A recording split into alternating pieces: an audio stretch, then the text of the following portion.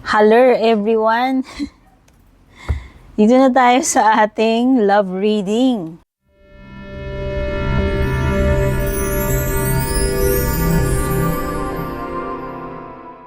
Siyempre, ayaw na ayaw ninyo yung love reading, di ba? Pero honestly, hindi talaga ako mahilig sa love reading. Ako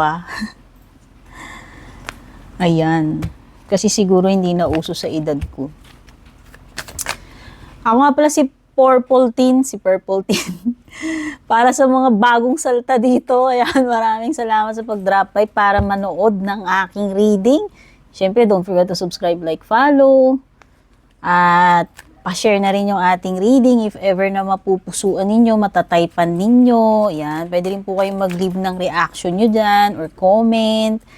At yung mga interesado sa private reading pala, tingnan nyo na lang yung mga nakasulat sa description.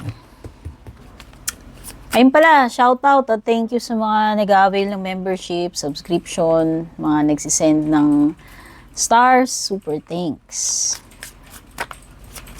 Let's see kung ano yung inyong current energy. Itong special someone mo, kakonect mo, ano man tawag mo dito sa person na to.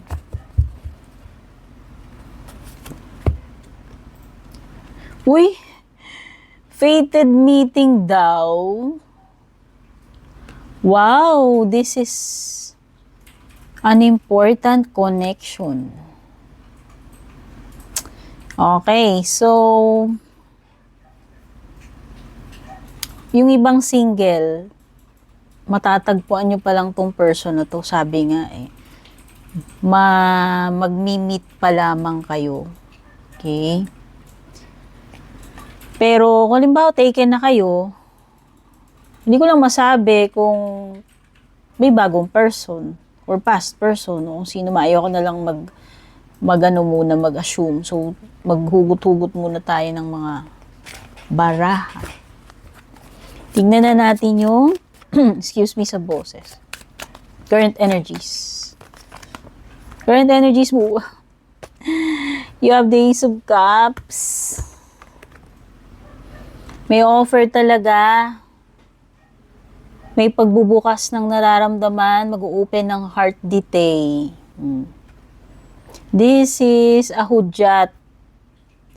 A hudyat ng magsisimulang connection. Malalim man ito or mababaw pa lang. Pero, very important connection. Hindi naman sinabi na soulmate Pero, siguro this is something na talagang tatamaan ka o magli-leave ng impact sa iyo. May mga plans na May mga plano na siguro tong person na to. Hindi ko lang alam talaga kung kakilala mo na siya, o past mo, o ex mo. Pero may mga plano na siya Makipagkita sa'yo, magtapat sa'yo. O offeran ka nito, magpo-propose to. Kasal, engagement, or feelings niya, basta. Ano pa, what's next? Baka LDR yung iba dito, baka mag-travel pa yan para lang, puntahan ka. Or pwedeng dalawa yung option niya, pero ikaw ang pipiliin niya. What's next?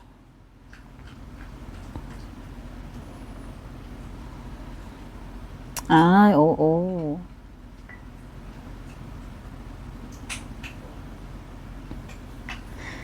Alam mo, merong iiwan tong person na to para sa'yo. Promise. Tao man yung iiwan niya or ewan ko kung ano man, lugar, basta. Pwedeng hindi tao pero for sure, ikaw ang pipiliin niya. Iiwan niya yung para lang sa'yo. Tatalikuran niya yung bagay na yung sitwasyon na yun or tao na yun para lang sa'yo. Hindi lang niya kasi nagawa to before or hindi pa niya magawa agad-agad pero yun talaga yung plano niya, mag-travel siya para lang puntahan ka. Gagawin niya lahat ng kaya niya para magtagpo kayo. Hindi issue yung lugar. Okay? Hindi issue yung lugar. Pero right now, may mga blockages pa pagdating dito sa mga pinaplano niya eh. Pero tsumitsyempo na to, may mga plans na tong person na to. Antabayanan mo na lang yan. And sabi ko nga, iiwan niya yung dapat niyang iwan para lang sa'yo, sa connection ninyo.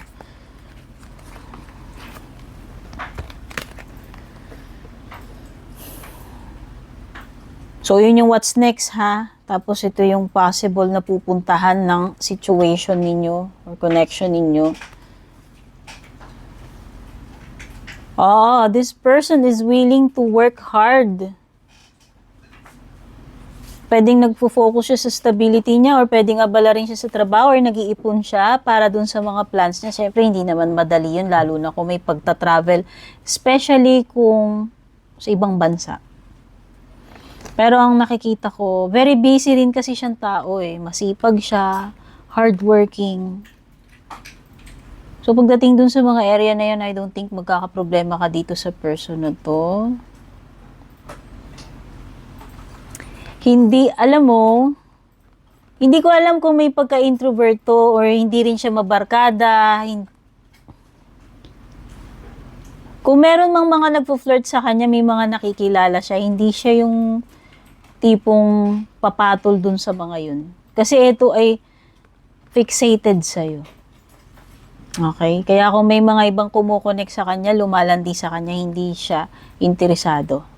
Sa'yo siya interesado. Kaya nga, alam mo yon, willing siyang iwan, talikuran, ipagpalit kung ano yung sitwasyon na yun, mga bagay na yun, or tao na yan, para lang sa'yo. Okay? So, yung mga signs na meron dito, pwedeng may fire, Aries, Leo, Sagittarius, pwede ring may water, Cancer, Scorpio, Pisces, pwede ring may earth, Taurus, Virgo, Capricorn.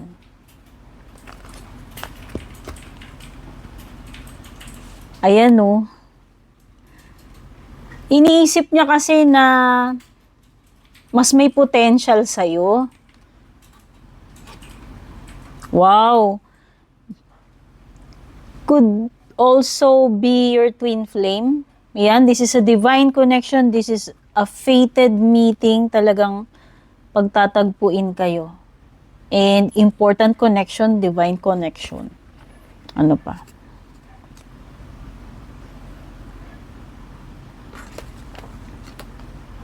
Wow. Grabe, love to.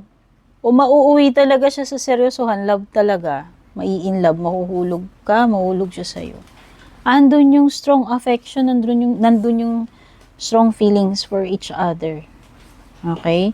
So, yan yung mga na-pick up ko dito sa inyong love reading. Kung nagustuhan nyo, don't forget to leave a reaction below. Pa-leave na rin ang comment, pa-share na rin para malaking tulong yan. Maraming salamat. Love you all. Take care. Babush. And kung balak nyo pong mag-book or mag-inquire ng personal readings ko, basahin nyo lamang po itong nakasulat sa screen or yung nakalagay sa description.